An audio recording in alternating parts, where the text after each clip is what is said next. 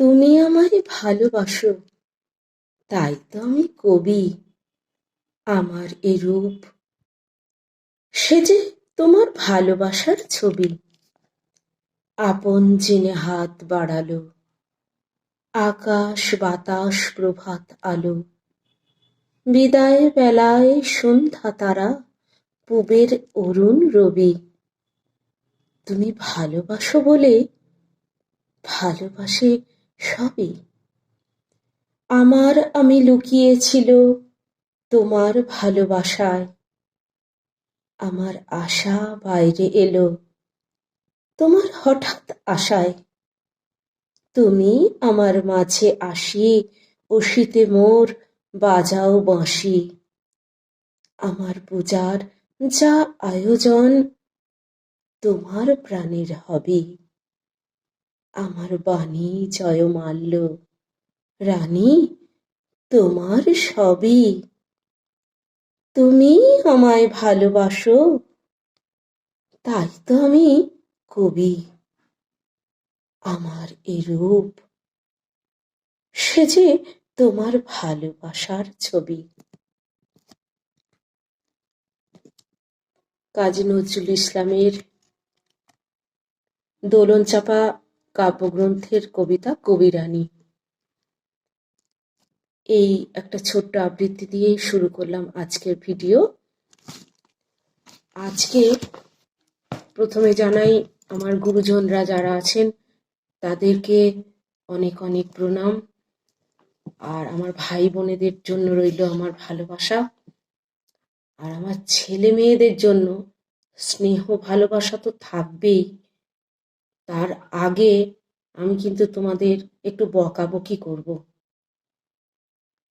তোমরা কাকিমা ডাকো আমাকে, কাকিমা বা আন্টি, যাই হোক একই ডাকো। তাহলে এই যে আমি বা বর্ণিয়া এই যে ভিডিওগুলো ছাড়ি তোমরা দেখো, তোমাদের এই যে এই আঙুলটা কোথায় যায়, কোথায় লুকিয়ে রেখেছো? তোমাদের কি ভালো লাগে না? তোমাদের লাগছে না ভালো? সেই উত্তরটা দাও, সেই উত্তরটা চাইছি তোমাদের থেকে। তোমাদের কাছে আমার দাবি আছে কাকিমা হিসেবে, সেই উত্তরটা দাও। আমি কিছুদিন অসুস্থ ছিলাম, ভিডিও করতে পারিনি, তা কিন্তু লক্ষ্য করছি দিনের দিন লাইক একদম কমে যাচ্ছে। তোমরা বলো তো, আমরা কি এতই খারাপ বলছি বা খারাপ ভিডিও করছি? আমাদের চ্যানেলটা হচ্ছে মোটিভেশনাল চ্যানেল, আগেই বলেছি, কিন্তু অন্যান্য মোটিভেশন চ্যানেলের থেকে এই চ্যানেলের তফাৎ আছে। এর ভেতর স্পিরিচুয়ালিটি কিছুটা আছে।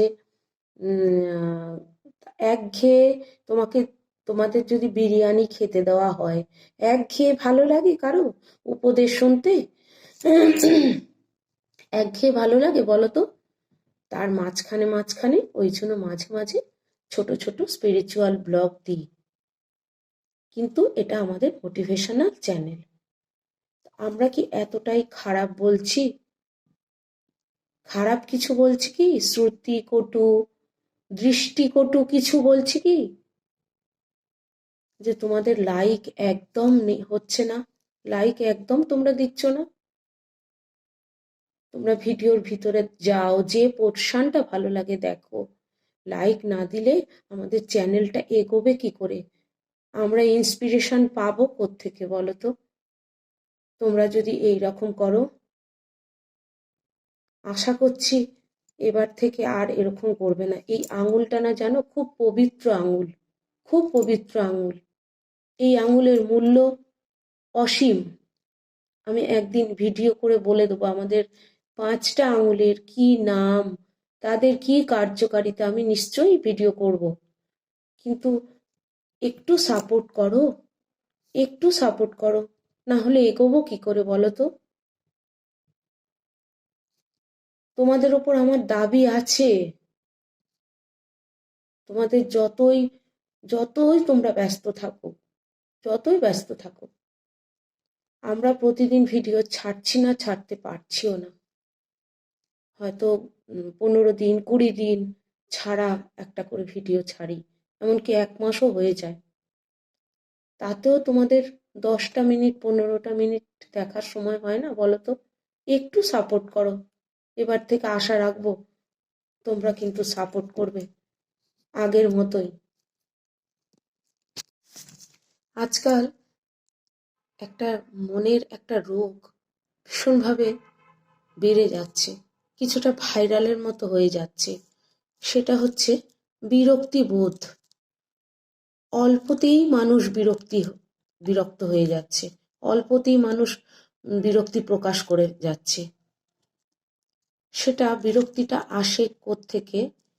অনেক সময় অনেক মানুষ একাকিত্ব থেকে বিরক্ত বোধ করে। তাদের সঙ্গে একটু কথা বললে বিরক্তি জানায়। তারপরে ফোন করলে ফোন ধরতে চায় না। মানে একটা সবসময় একটা বিরক্তি প্রকাশ তাদের মধ্যে আসে। তারপরে কিছু মানুষের অতিরিক্ত ব্যস্ততা থেকে বিরক্তি চলে আসে। মানে এত কাজের প্রেশার যে নিজেকে একদম সময় দিতে পারে না, তখন সেখান থেকে একটা বিরক্তি ভাব চলে আসে। আবার এখন তো চাকরি বাকরির এই অবস্থা, অনেক ছেলে মেয়ের মধ্যে সাংসারিক চাপ থাকে, হয়তো বেকার জীবনযাপন করছে। এখন যদিও সেভাবে কোনো ছেলে মেয়ে বেকার থাকে না, থাকতে চায় না, কিছু না কিছু করে, তবুও সাংসারিক চাপ থেকে অনেক সময় একটা মনের মধ্যে বিরক্তি চলে আসে। তারপরে একঘেয়েমি, একই কাজ একই কাজ একই কাজ করতে করতে করতে করতে সেখানে একটা বিরক্তি চলে আসে।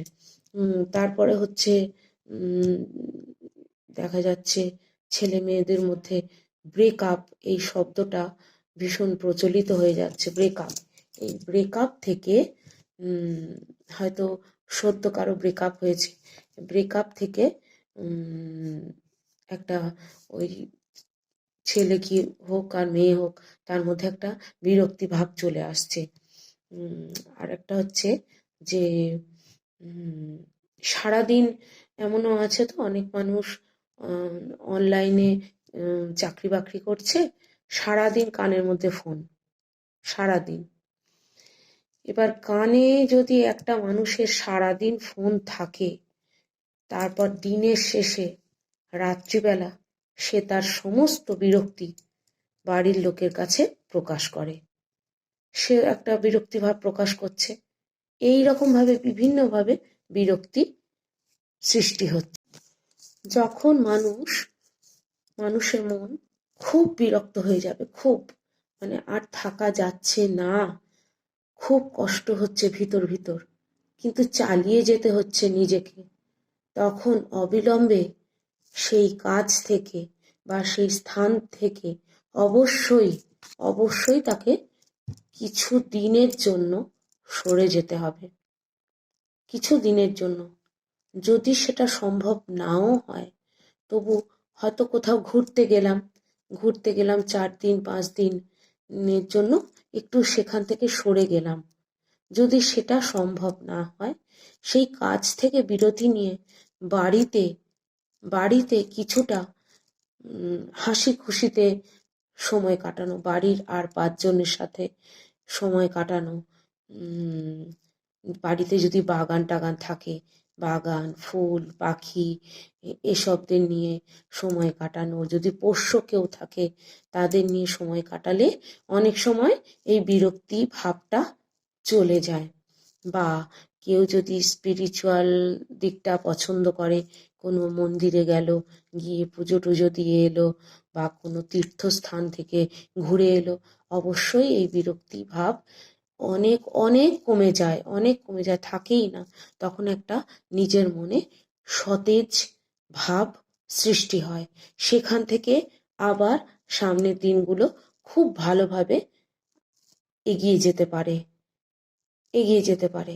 তখন একটা নতুন একটা অক্সিজেন যেন মনের মধ্যে পায়। তাই মনে বিরক্তি ভাব নিয়ে দিনের পর দিন দীর্ঘদিন ধরে চলা একদম উচিত নয়। সেটা নিজের মনকে শুধু নয়, আমরা ভাবছি চালিয়ে নিচ্ছি, কিন্তু এটা গিয়ে মনে এফেক্ট পড়ে। এইসব করতেই তখন একদিন হঠাৎ করে হার্ট অ্যাটাক হয়ে যায়, আমরা বুঝতেও পারি না। এইগুলোর জন্য, ছোট ছোট জিনিসগুলোর জন্য। তাই নিজের মনকে ভালো রাখা খুব জরুরি। আর বিরক্তি ভাব একদম যাতে না আসে, আর যদি এসেও যায় সেটাকে কিভাবে আমরা কন্ট্রোল করব, বা সেটা থেকে কিভাবে আমরা নিস্তার পাবো, রিমুভ করব কিভাবে, সেটা আমাদের নিজেদেরই বের করে নিতে হবে। এটা শরীরের পক্ষে খুবই ক্ষতিকারক।